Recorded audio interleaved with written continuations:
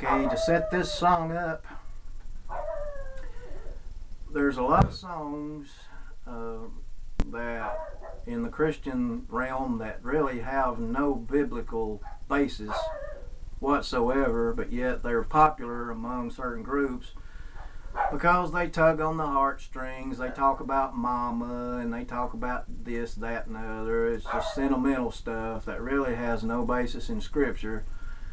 But they're tolerated because they tug on the heartstrings and yada yada yada. Well, I wrote a song kind of spoofing these kind of songs, and anyway, it's and a friend of mine helped me with it, and he did a recitation in the middle of it, and this it's called just called the Momma song, and here it goes. Mama, make me some biscuits.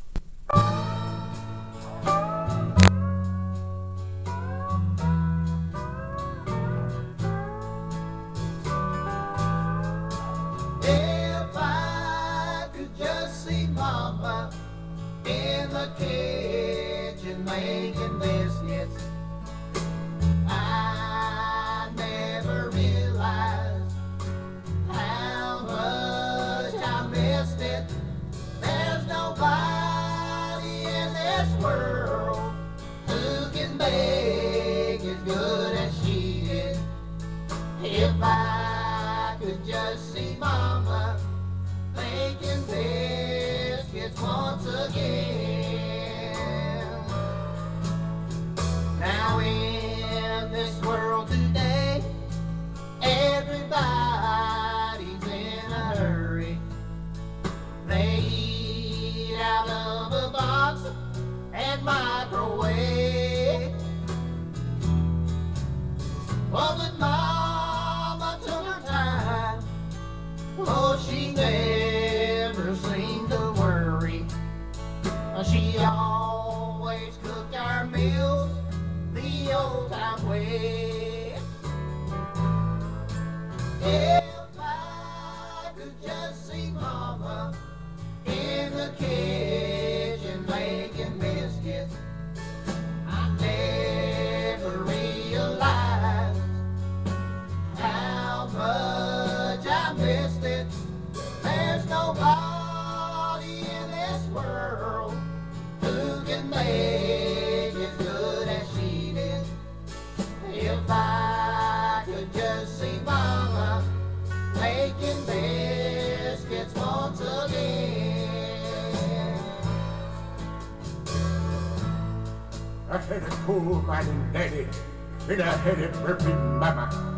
And my daddy worked in the coal mines of West Virginia. And my daddy would be working with his crew in the coal mine, and they couldn't get any coal to break loose from the walls of the coal mine. And my daddy would look at his crew and say, "Boys, I'm going to get Mama."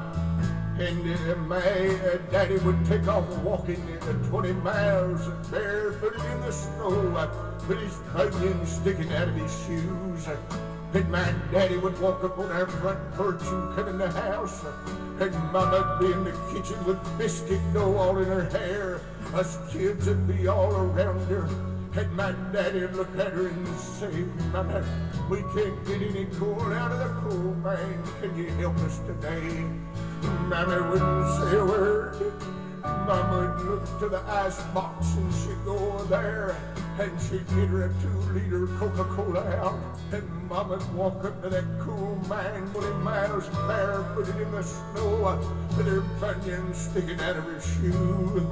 And Mama'd kill that entire 2-liter. She'd put her head down and close her eyes, and she'd lift her head up and open her eyes, and she let out a burp that shake New York City. And the coal would begin to fire, and when I call, we march on in. And we'd all in Mama grew old and Daddy died. Me and my brother little Joe went to work at the same coal mine our daddy worked in. And we was in there working one day and couldn't get no coal to break loose from the walls of the coal mine. I looked at my little brother Joe and I said, Joe, let's go get Mama.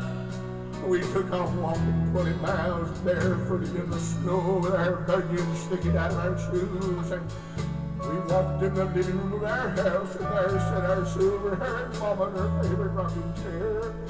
And we said, Mama, we can't get no coal to break loose from the coal mine. Can you help us today? Mama didn't say a word. She cut her eyes toward the kitchen, and little Joe went and got her a 2-liter Coca-Cola. We'd set Mama in her jazzy chair, and she took on roll into that coal mine, with her bunion sticking out of her shoe in the snow barefooted. Mama rolled up there, and she could only chew half the 2-liter in her old age, but she bowed her head and closed her eyes, and when she raised her head up, she let out a burp that shook the continental United States. And the cow began to fly. I'm glad I had a mama that knows how to make biscuits. I could just see Mama in the kitchen making biscuits. I never realized how much I missed it.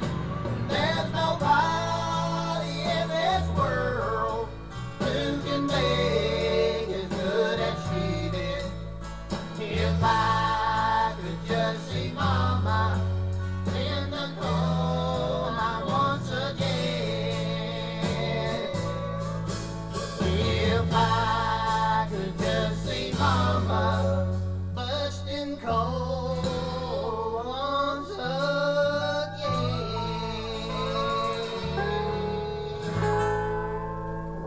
Anybody got a tongue?